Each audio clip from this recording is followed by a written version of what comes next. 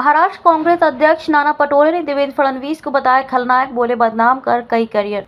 महाराष्ट्र कांग्रेस के अध्यक्ष नाना पटोले ने एक बार फिर उप मुख्यमंत्री देवेंद्र फडणवीस पर हमला बोला है और उन्होंने देवेंद्र फडणवीस पर सरकारी तंत्र का इस्तेमाल कर विपक्षी दलों को निशाना बनाने और बदनाम करने का आरोप लगाया है।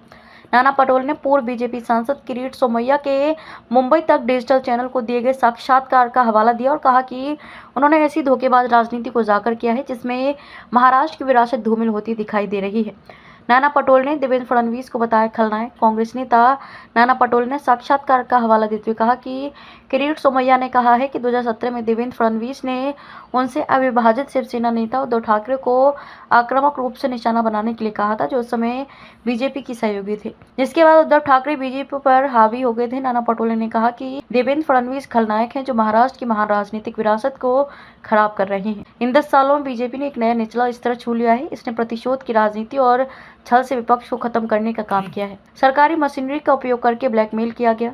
नाना पटोले ने आरोप लगाया कि कांग्रेस, शिवसेना, यूबीटी और एनसीपी नेताओं को सरकारी मशीनरी का उपयोग करके ब्लैकमेल किया गया। उन्होंने कहा कि कांग्रेस बीजेपी द्वारा की जा रही प्रतिशोध की राजनीति को उजागर कर रही है। किरीट सोमैया के इंटरव्यू ने अब इस सच्चाई की पुष्टि भी कर दी है। सोमैया ने धोखेबाज और प्रतिशोधी को उजागर किया है। पटोले ने दावा किया कि सोमैया विपक्षी नेताओं पर भ्रष्टाचार का आरोप लगाते थे और फिर ईडी, सीबीआई और आयकर विभाग जैसे केंद्रीय एजेंसियों से कार्रवाई करवाते थे। पटोले ने दावा किया कि कई नेता इस ब्लैकमेल और उत्पीड़न से तंग आकर बीजेपी में शामिल हो जाते थे, जिसके बाद सत्तारूढ़ दल उन्हें सम्मान के साथ संवैधानिक पद देता है।